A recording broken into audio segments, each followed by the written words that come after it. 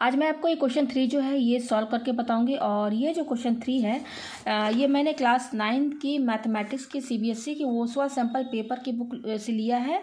और इसमें जो सॉल्व पेपर है ये कब से कब तक के दिए हुए हैं, 2012 से लेकर 2019 तक के क्वेश्चन दिए हुए हैं।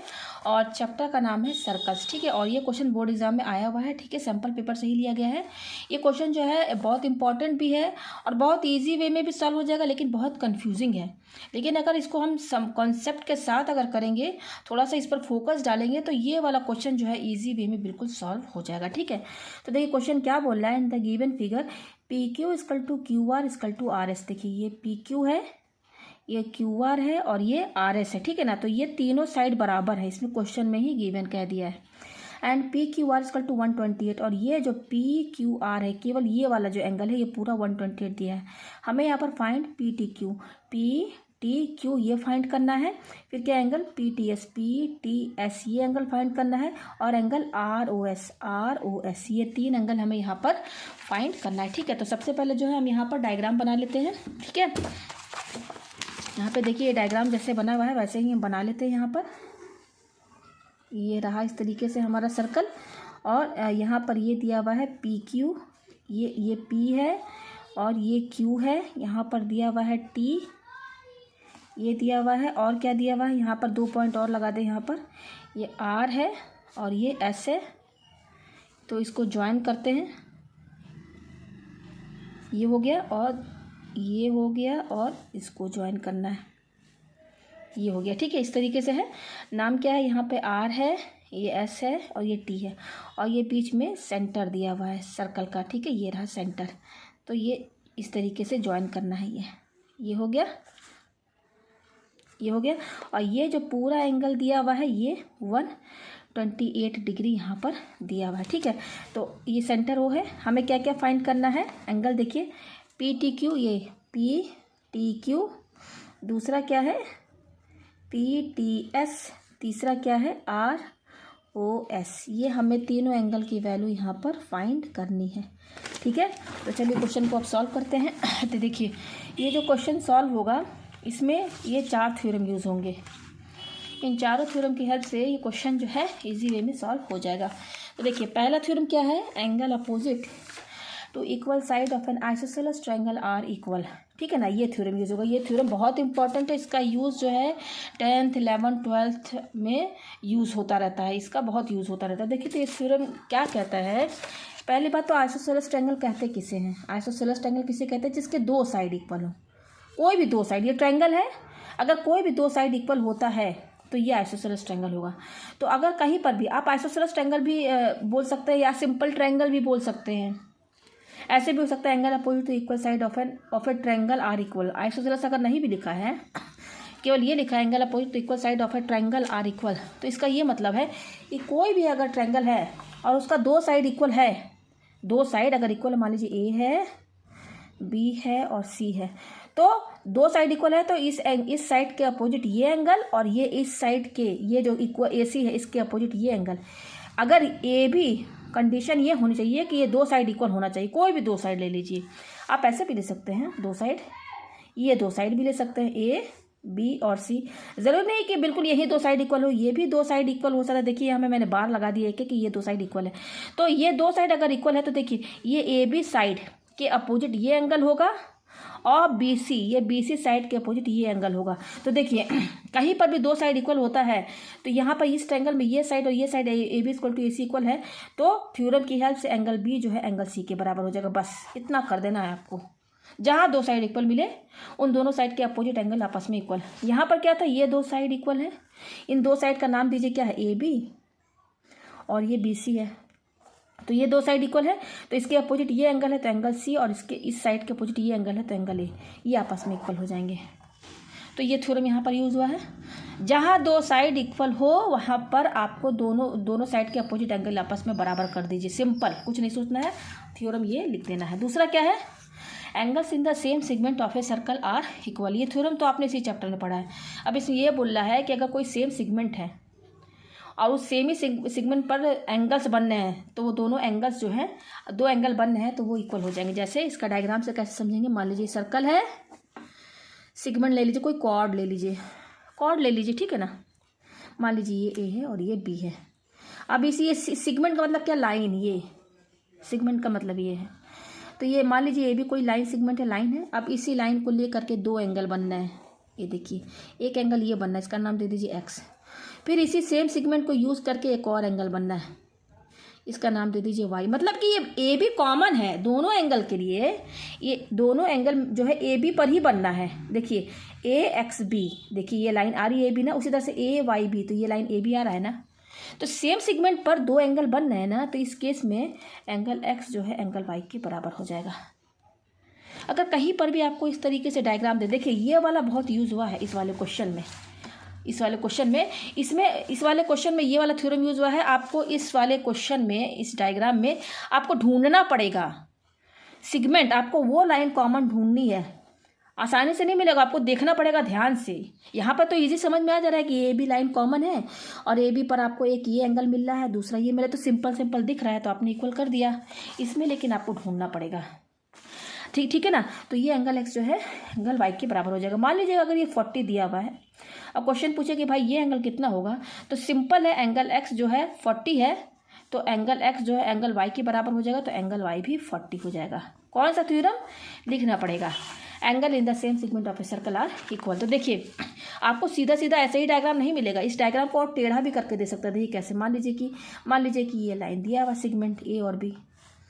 अब देखिए इस डायग्राम को कितना टेढ़ा दे सकता है, देखिए इस तरीके से भी दे सकता है, ये देखिए इस तरीके से, ये देखिए टेढ़ा मेढ़ा करके दिया है ना।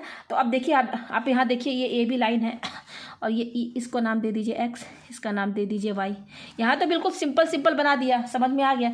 अब देखिए यहाँ पर अगर इसी को टेढ़ा कर दे, ए बी यहाँ पर आप टेढ़ा कर दिया है, तो अब यहाँ पर आपको देखना पड़ेगा, फोकस करना पड़ेगा कि यहाँ पर क्या ये थ्योरम यूज़ होगा क्या, angle in the same segment of a circle are equal. तो यहाँ पर देखिए अगर इसको ऐसे कर दें, तो देखिए ये लाइन ए बी है, ये लाइन ए बी है, तो देखिए इस ए बी लाइन से दो एंगल बनना है, एक ये बनना है, ये देखिए इसका नाम एक्स दे दीजिए, इसका नाम वाई दे दीजिए। मैंने ये अंदर एक्स वाई लिख दिया है, गलत लिख दिया है। तो देखिए ए एक्स बी और दूसरा क्या है ए वाई बी। ये देखिए यहाँ पे ये लाइन, ये थोड़ा सा ख़राब बन गया, यहाँ पर लाइन गाढ़ा बन गया है। तो ये ए बी ही लाइन पर आपको दो एंगल मिल रहे हैं ना, ए एक्स, मतलब कि दोनों एंगल जो है बेस सेम है, ए बी लाइन जो सेम है दोनों के लिए, ए एक्स बी और दूसरा क्या ए वाई बी। तो इसका मतलब कि यहाँ पर थ्योरम लगेगा ये एंगल और ये एंगल आपस में इक्वल हो जाएंगे, यानी कि ये क्या है, ये एंगल एक्स है ना, तो यहाँ पे अंदर लिख दे एंगल एक्स जो है एंगल वाई के बराबर हो गया। तो आपको ये इस डायग्राम में आपको खोजना पड़ेगा, इस तरह इसका यूज हुआ है बहुत इसमें। तो जरूरी नहीं कि सीधा आपको ये डायग्राम दे दे, ऐसे ही इस तरीके से दिया, और भी इस तरीके से दे सकता है। देखिए इस तरीके से भी दे सकता है, मान लीजिए इस तरह से टेढ़ा कर दिया हो, ये ए है और ये बी है, और दे दिया है इस तरीके से, ये देखिए ये ऐसे है और ये ऐसे दे दिया है, और दूसरा दे दिया है ऐसे करके और ये ऐसे दे दिया है। तो ये हो गया, इसका नाम दे दीजिए एक्स पॉइंट, इसका नाम वाई दे दीजिए। तो बिल्कुल सेम ही तो है, इसी की तरह तो है, बस थोड़ा सा टेढ़ा डायग्राम बना दिया है। अब यहाँ पर समझना है, तो देखिए ये ए बी लाइन है, अब इसी ए बी लाइन पे तो दोनों एंगल बनना है। देखिए पहला एंगल बनना है ए वाई बी ये, और दूसरा बनना है ए एक्स बी। तो ये एंगल और ये एंगल आपस में इक्वल हो जाएंगे कि नहीं, हो जाएंगे ना। तो ये क्या हो जाएगा, angle X equal to angle Y हो जाएगा ना, क्योंकि देखिए सेम ही सेगमेंट पर, सेम सेगमेंट मतलब क्या है, सेम जो लाइन है ना, इसी लाइन पर ये दोनों एंगल बनना है, ये लाइन कॉमन है दोनों एंगल के लिए। देखिए ए एक्स बी, तो ये लाइन ए बी आ रहा है, पॉइंट ये ए और बी आ रहा है ना, लाइन नाम आ रहा है ना, उसी तरह से ए एक्स बी, और ये क्या ए वाई बी, दोनों में आपको ए बी आ रहा है। ठीक है, तो ये आप समझ गए, आपको सीधा ऐसा नहीं देगा, टेढ़ा मेढ़ा करके भी दे सकता है, आपको ढूंढना पड़ेगा इस डायग्राम में। तो एक ये थ्योरम यूज होगा, मैंने समझा दिया सब आपको। दूसरा क्या है, the angle subtended by an arc at the centre is double the angle subtended by it at any point and the remaining part of the circle. ये देखिए ये थ्योरम बहुत इंपॉर्टेंट है, इसका ये थ्योरम भी आप पढ़ चुके हैं।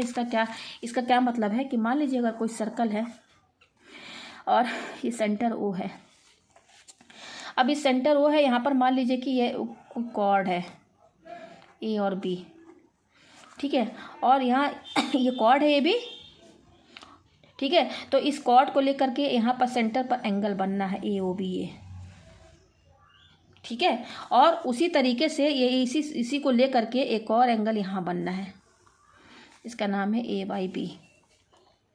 ये ऐसे दिया हुआ है, ऐसे भी दे सकता है, आप ऐसे भी समझ लीजिए कि ये दिया है, सेंटर है ए और बी, और ये जो दो पॉइंट है ना ए और बी, ए और बी दो पॉइंट है सर्कल पर, भाई ए और बी क्या पॉइंट है, तो इस पॉइंट को लेकर के हमने यहाँ एंगल सेंटर पे सटा दिया, तो यहाँ एक एंगल बना ए ओ बी। फिर यही ए और बी पॉइंट को लेकर के एक और सेंटर है कहीं सर्कल पर, कहीं पर भी हो सकता है, यहाँ भी हो सकता है, यहाँ भी हो सकता है, मान लीजिए यहाँ पर है, तो ये ऐसे इस तरीके से अगर आपको दिखता है एक ठो, तो ये देखिए सेंटर वो यहाँ पर लिखना है, एक ठो तो आपका एंगल सेंटर पे होगा, ठीक है, और यहाँ नाम दे दीजिए एक्स। तो ये थ्योरम, इस थ्योरम का मतलब यही डायग्राम है।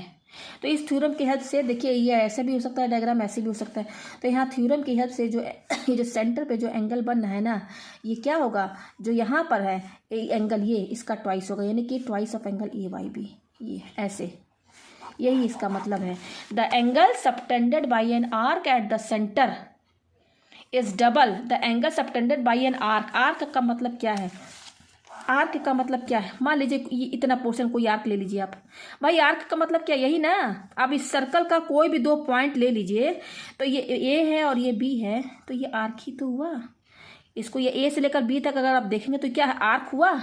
तो कह रहा है कि इस आर्क को, अब सर्कल है तो सेंटर होगा ओ, तो इस आर्क को लेकर क्या बोला, the angle subtended by an arc, इस आर्क को लेकर के एंगल बनना है सेंटर पर, ये एंगल बना ए ओ बी, क्या होगा, eight the centre is double the क्या होगा, किसके डबल होगा, is double the angle subtended by it at, इसी आर्क को लेकर के क्या बोल रहा है, एट एनी पॉइंट। अब देखिए ये तो यूज हो गया, ये इतना पोर्शन ए और बी तो यूज हो गया, बच क्या रहा इतना पोर्शन, तो इस पोर्शन पर कहीं पर भी पॉइंट हो, मान लीजिए यहाँ पर पॉइंट हो, यहाँ पर, तो इसी आर्क को लेकर के यहाँ पे एंगल अगर ऐसे बनता, देखिए ऐसे ऐसे, इसका नाम एक्स दे दीजिए, तो ये एंगल जो होगा एंगल ए ओ बी, ये इस एंगल के ट्वाइस होगा। इसका भी यूज इसमें हुआ है, आपको सर्च करना होगा, देखना होगा किस तरह से डायग्राम, देखिए ये ऐसे इस तरह का डायग्राम आपको इस तरीके से भी दे सकता है, कई तरीके से। मान लीजिए ये ए है और ये बी है, अब मान लीजिए कि ये सिंपल यहाँ पे दिया है ओ, ये आर्क है, तो इस आर्क को लेकर सेंटर पे एंगल बन रहा है ना, तो ये आर्क को छोड़ करके बाकी ये जो इतना जो पोर्शन बच रहा है इसमें कहीं पर भी अगर मान लीजिए यहाँ पॉइंट आता है यहाँ, और इसी दो आर्क को लेकर के यहाँ पर एंगल बनना है, यही यूज होना चाहिए ए और बी। ये ऐसे भी हो सकता है डायग्राम, ऐसे भी हो सकता है, इसका नाम दे दीजिए एक्स। तो ये सेंटर वाला जो एंगल है एंगल ए ओ बी, इसके ट्वाइस होगा, एंगल ए एक्स ये एंगल के ट्वाइस होगा। तो ये तो बहुत सिंपल है, ये तो बिल्कुल सादा सादा डायग्राम बन गया, यहाँ से देख के आप समझ जाएंगे कि भाई ये एंगल इसका ट्वाइस होगा। पर जरूरी नहीं है कि आपको बिल्कुल ऐसे ही सीधा सीधा डायग्राम दे दे, ऐसे भी दे सकता है, यहाँ कंफ्यूज नहीं होना है। समझेंगे कैसे आप कि यहाँ पर ये थ्योरम यूज होगा। तो ऐसे समझिएगा कि कोई भी दो पॉइंट है सर्कल में, और उसी दो पॉइंट को लेकर के सेंटर पर ये एंगल बनाया दिया गया है, ठीक है। फिर उसी दो पॉइंट को लेकर के एक तीसरा पॉइंट सर्कल पर कहीं पर भी, मान लीजिए यहाँ पर भी हो सकता है, तो वहाँ पर उसको लेकर के जो एंगल बनेगा हमेशा इस सेंटर पर जो एंगल बनेगा इसका ट्वाइस होगा। अब देखिए इस थ्योरम के हेल्प से एक डायग्राम और कैसे कैसे बन सकता है, देखिए मैं यहाँ पे बना देती हूँ। मान लीजिए कि ये दो पॉइंट मैं ले रही हूँ ए और बी, ठीक है। अब यहाँ हमारे सेंटर ओ है, अब इस सेंटर को लेकर के यहाँ पर एंगल बनना है ये ए ओ बी। अब इतना पोर्शन छोड़ करके बाकी कहीं पर भी आप ले लीजिए, जैसे यहाँ ले लीजिए, ठीक है। और यहाँ पर इस तरीके से डायग्राम आपको दिख रहा है बना हुआ इस तरीके से, देखिए इस तरीके से भी हो सकता है। थ्योरम यही वाला यूज होगा इसमें भी, देखिए डायग्राम कैसे चेंज कर दिया है, लेकिन मतलब तो वही है, जो वर्ड इसमें सेंटेंस बोल रहा है ना, जो वर्ड इसमें यूज हुआ है वही बिल्कुल यहाँ पर यूज हुआ है, वही चीज़ यहाँ लागू हो रही है इसमें। ऐसा नहीं अपनी मर्जी से कुछ भी बना के दे दिया जाए। तो ये मान लीजिए एक्स, तो देखिए यहाँ ये ए और बी है, ये आर्क है, इस आर्क को लेकर के सेंटर पे एंगल क्या बना, ए ओ बी, ठीक है। अब इस इतने पोर्शन को छोड़ करके इसी सर्कल बाकी जो रिमेनिंग पार्ट बचा है यहाँ पर, भाई रिमेनिंग पार्ट में जरूरी नहीं कि बीच में ही यहाँ सेंटर हो या यहाँ पर पॉइंट कहीं भी हो सकता है, मैंने यहाँ ले लिया पॉइंट, ठीक है। बस शर्त ये होनी चाहिए कि इसी ए और बी को लेकर के यहाँ एंगल बनना चाहिए। तो बिल्कुल सेम दिख रहा है ना, ये बिल्कुल इसमें जो वर्ड लिखा है बिल्कुल यहाँ अप्लाई हो रहा है ना। तो यहाँ पर क्या हो जाएगा, सेंटर पर जो एंगल बनना है twice of angle A X B. ये आपको समझ में आ गया। तो बस आपको ये थ्योरम यूज़ होगा, तो आपको डायग्राम देखना होगा कि इस थ्योरम में जो बोल रहा है वैसा डायग्राम इसमें है कि नहीं, इस वाले में सर्च करना होगा। ठीक है, अगर मिल जाएगा, कंडीशन होनी चाहिए यही सेम, तो फिर आपका ये थ्योरम यूज़ होगा यहाँ पर। ठीक है, अच्छा अब चलिए चौथा क्या है opposite angles of a cyclic quadrilateral are supplementary. अब देखिए साइकिल क्वाड्रिलेटर किसे कहते हैं, जिसका 4 साइड हो, 4 साइड हो, जैसा भी हो लेकिन 4 साइड होना चाहिए। ऐसा भी हो सकता है क्वाड्रिलेटर, ऐसा करके ऐसा भी हो सकता है, उसका कोई शेप नहीं रहता क्वाड्रिलेटर का, बस 4 साइड होना चाहिए। और रेक्टेंगल भी क्वाड्रिलेटर है, ठीक है ना, तो जहाँ 4 साइड हो क्वाड्रिलेटर का है। अब साइक्लिक क्वाड्रिलेटर का मतलब क्या है, साइक्लिक क्वाड्रिलेटर का मतलब ये है कि यही क्वाड्रिलेटर अगर सर्कल में है और कंडीशन ये होनी चाहिए कि चारों कॉर्नर आपका सर्कल से टच होना चाहिए। अगर एक भी कॉर्नर टच नहीं कर रहा है तो वो साइक्लिक क्वाड्रिलेटर नहीं माना जाएगा। तो ये ए है, ये बी है, सी है और डी है, चारों कॉर्नर टच हो रहा है, तो ये ए बी सी डी हमारा क्या हो गया, A B C D is a cyclic quadrilateral हो गया। साइक्लिक क्वाड्रिलेटर हो गया ना। अब साइक्लिक क्वाड्रिलेटर हमारा हो गया, तो इसका थ्योरम यहाँ प्रॉपर्टी क्या यूज़ होगा कि साइक्लिक क्वाड्रिलेटर में जो अपोजिट एंगल होते हैं, अपोजिट एंगल कैसे, एंगल ए के अपोजिट ये है, एंगल बी के अपोजिट क्या है, एंगल डी। तो अपोजिट एंगल जो होते हैं, opposite angles of cyclic quadrilateral supplementary, supplementary किसे कहते हैं, 2 एंगल का सम 180 होना चाहिए, सप्लीमेंट्री का यही मतलब है। तो यहाँ पर एंगल ए के अपोजिट क्या है, एंगल सी, तो इन दोनों एंगल का sum angle A plus angle C ये 180 के बराबर होगा। कैसे होगा, ये थ्योरम लिख दीजिएगा, angle opposite of a cyclic quadrilateral और सप्लीमेंट्री यहाँ लिखना होगा। इस थ्योरम की हेल्प से ये दोनों एंगल का सम 180 है। उसी तरह से इस एंगल बी के अपोजिट एंगल डी है, तो angle B plus angle D equal to क्या हो जाएगा, 180 के बराबर। ठीक है, तो अब मैंने ये आपको चारों थ्योरम बहुत ही अच्छे से एक्सप्लेन कर दिया। चलिए क्वेश्चन हम लोग इसको सॉल्व करते हैं। ठीक है, तो देखिए क्वेश्चन में क्या क्या चीज़ गिवन बोला है, देखिए मैंने एक चीज़ लिखा नहीं यहाँ पर, क्या है, P Q equal to Q R equal to क्या है, आर एस, ये है ना 3 चीज़ जो कि बराबर बोल रहा है। P Q equal to Q R equal to R S. देखिए पी क्यू ये है तो यहाँ पर एक बार लगाइए, क्यू आर हमारा ये है तो यहाँ पर एक बार लगाइए, और आर एस ये है तो यहाँ पर एक बार लगाइए। यानी कि ये तीनों में एक एक बार लगाने का मतलब है कि तीनों साइड आपस में बराबर है। भले डायग्राम में मेरा बराबर नहीं दिख रहा है, देखिए ये बड़ा है तो ये छोटा है, लेकिन आप यही समझिएगा कि तीनों आपस में बराबर हैं, क्वेश्चन में कह दिया। अच्छा ठीक है, अब देखिए यहाँ पर हमें कुछ चीज़ें ज्वाइन करनी होंगी। देखिए कैसे ज्वाइन करें, ट्रिक क्या है, ये क्वेश्चन अगर एग्जाम में आता है तो कुछ चीज़ें आपको माइंड में रखनी होंगी। ठीक है, तो देखिए पहला देखिए यहाँ पर 2 साइड, पहला 2 साइड ये इक्वल है ना, ये 2 साइड इक्वल है ना, तो हमको ये वाला थ्योरम यहाँ पर लगाना है।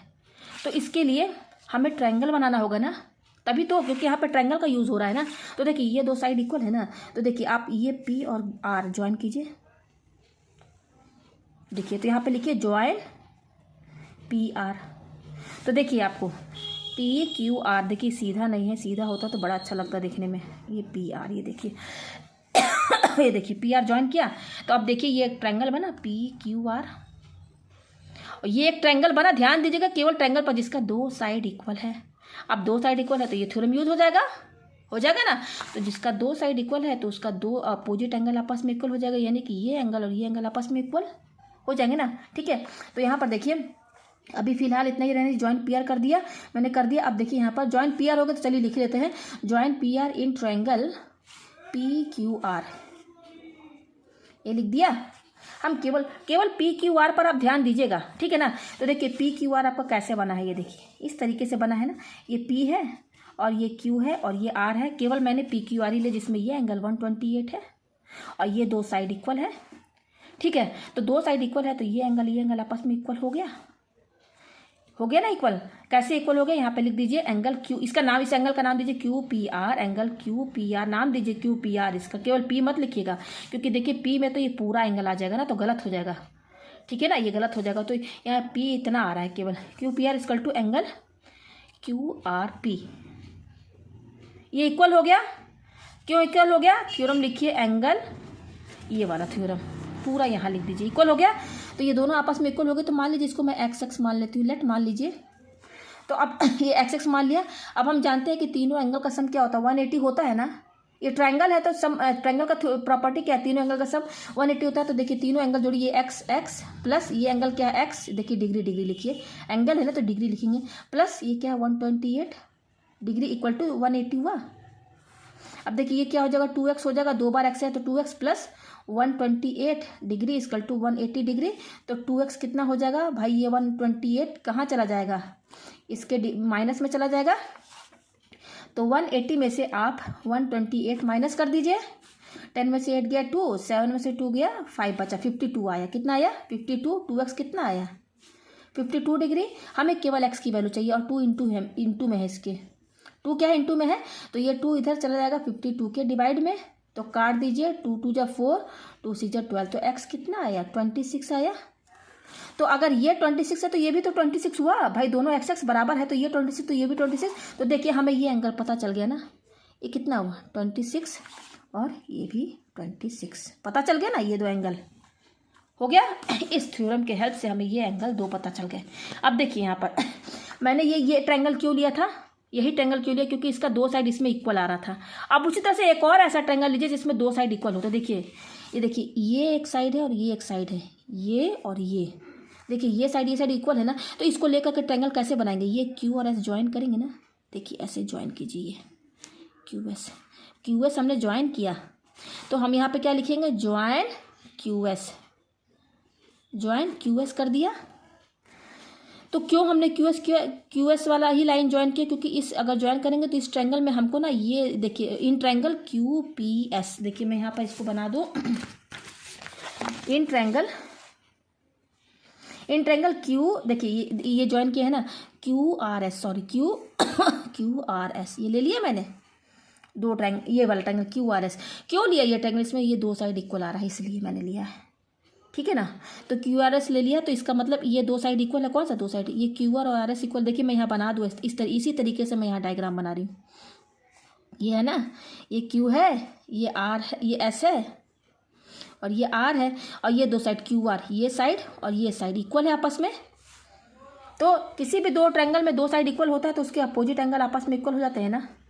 तो ये दो एंगल इक्वल हो गए कि नहीं, हो गए ना। तो इसका नाम दीजिए आर क्यू एस, ये वाला एंगल का नाम क्या होगा आर क्यू एस, और इस एंगल का नाम क्या होगा R S P, R S Q.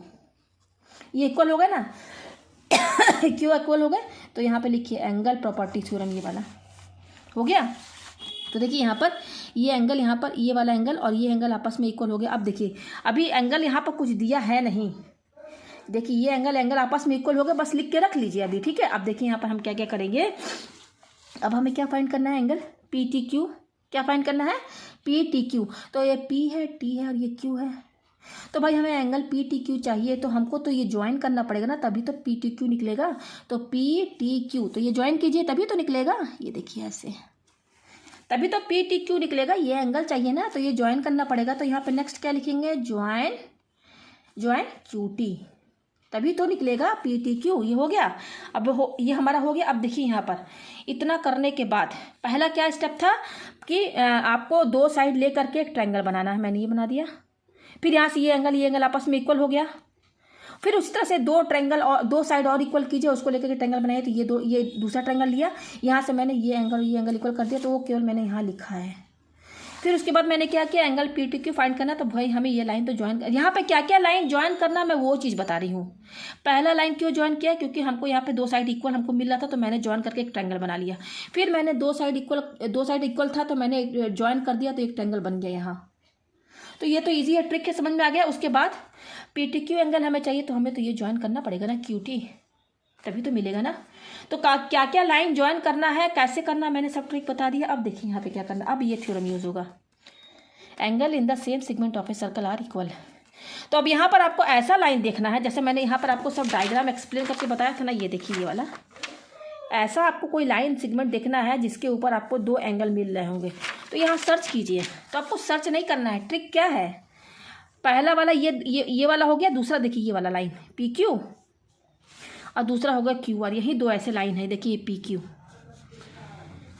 ये पी क्यू और ये क्यू आर।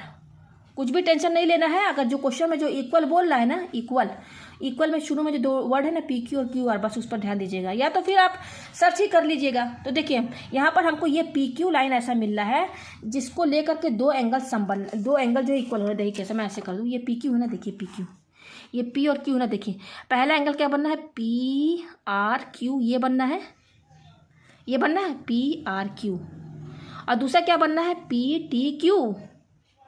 देखिए मैं आपको यहाँ समझा दूँ अच्छे से, कौन सा लाइन मैंने सेगमेंट लिया, पी क्यू, ये देखिए यहाँ बना दे यही डायग्राम, ये पी है और ये क्यू है।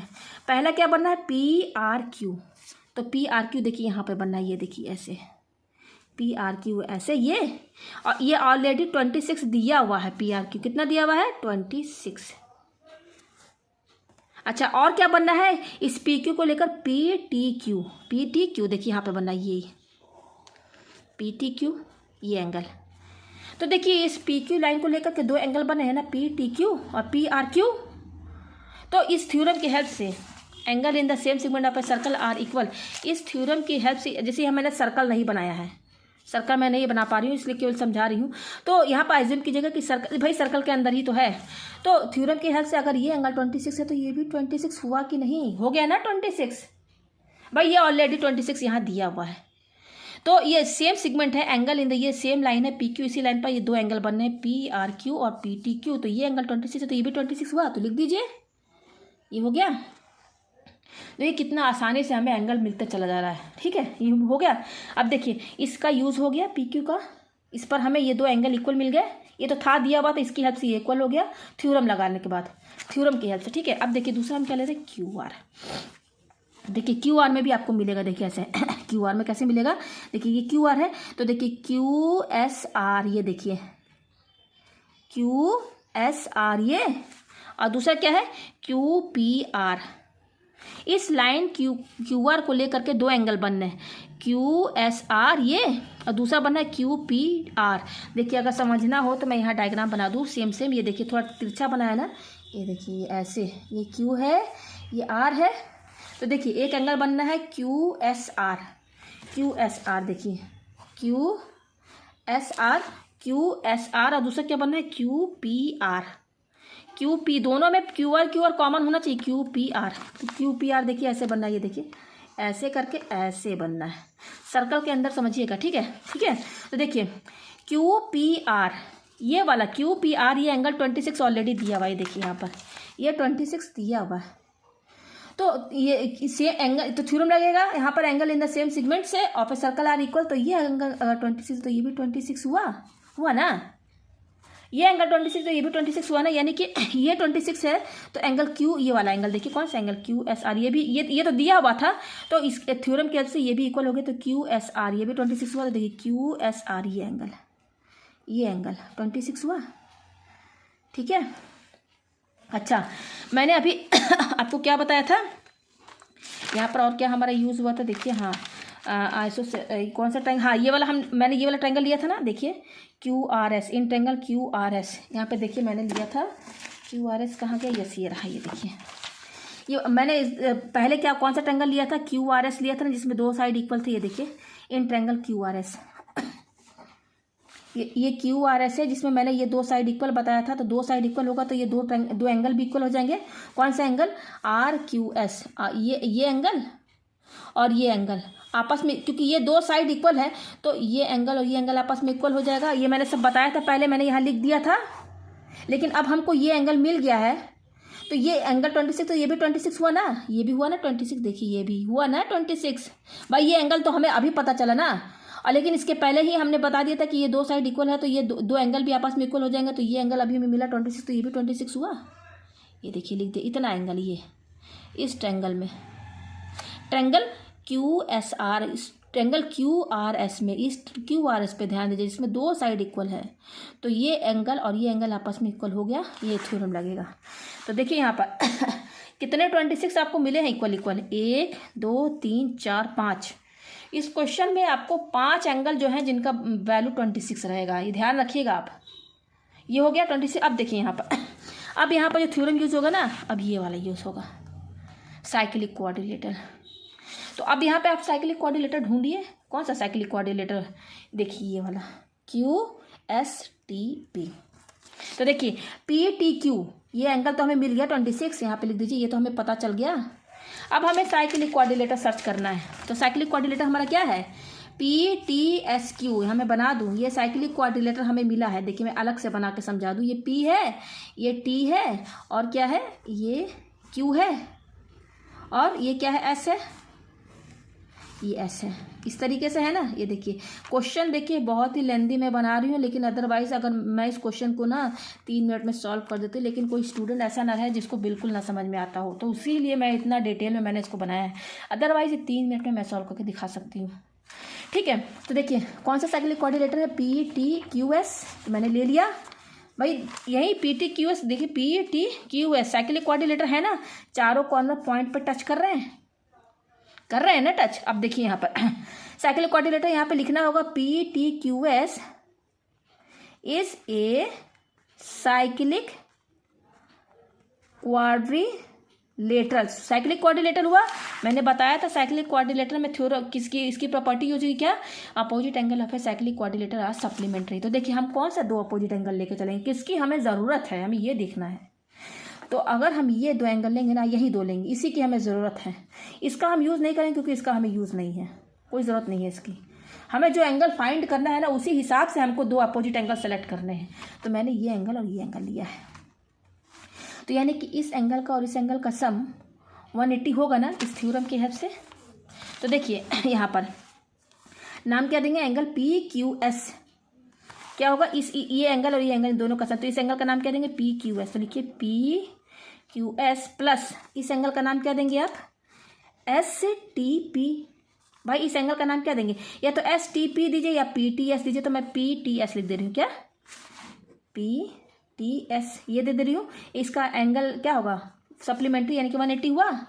ठीक है, opposite angle of cyclic coordinator supplementary, ये यहाँ पर यूज़ हो रहा था। तो मैंने दोनों अपोजिट एंगल का सम 180 के बराबर कर दिया। अब देखिए यहाँ पर ये लिख दिया। अब देखिए यहाँ पर ये देखिए पी क्यू आर, कोई ये जो क्वेश्चन में हमारा जो था, ये क्या चीज़ गिवन दिया हुआ था, ये देखिए यहाँ पर, ये देखिए पी क्यू आर कितना दिया 128, ये पूरा एंगल, यानी कि यहाँ पे देखिए क्या चीज़ गिवन दिया था, P Q R equal to 128। देखिए पी क्यू आर में ये पूरा एंगल आ रहा है, ये पूरा एंगल आ रहा है।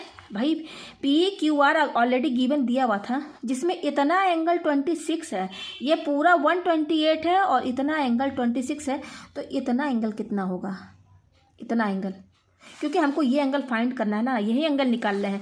तो कैसे निकालेंगे, ये पूरा एंगल 128 है और इतना एंगल 26 दिया हुआ है, तो इतना एंगल कैसे निकालेंगे भाई, 128 में से 26 माइनस कर देंगे तो यही तो एंगल निकलेगा, पी क्यू एस, यही तो निकलेगा पी क्यू एस।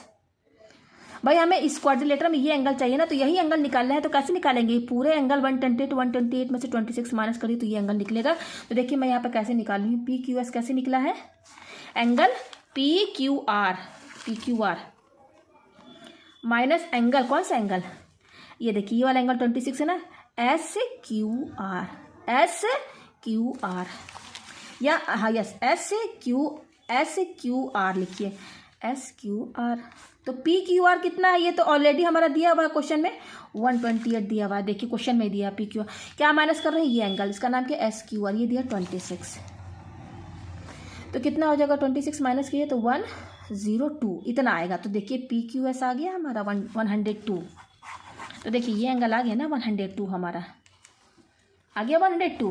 ठीक है, तो ये 102 हमारा आ गया, ये वाला एंगल, ये वाला एंगल देखिए, ये पूरा एंगल 102 आ गया हमारा यहाँ पर। तो ये 102, ये केवल क्वाड्रिलेटर पर ध्यान दीजिएगा, ये एंगल और ये एंगल, ये पूरा एंगल, ये इसकी बात मैं कर रही हूँ, ये पी टी एस, ये साइक्लिक कोऑर्डिनेटर क्या है, पी टी एस क्यू है। तो ये पूरा एंगल, इसके अपोजिट क्या है, ये एंगल, ये पूरा एंगल, इन दोनों एंगल का सम अब सप्लीमेंट्री होगा ना थ्योरम की हेल्प से। तो देखिए वही चीज़ मैंने यहाँ लिखा है, पी क्यू एस और क्या है प्लस पी टी एस लिख दिया, ये आया। अब देखिए हमारा ये हमने थ्योरम की हेल्प से लेकर आया, पी क्यू सभी हमने निकाला। तो यहाँ पे पी क्यू की वैल्यू कितनी है, 102 डिग्री, प्लस ये पी टी एस हमारा ऐसे ही रहेगा, इक्वल टू ये कितना है, 180 है।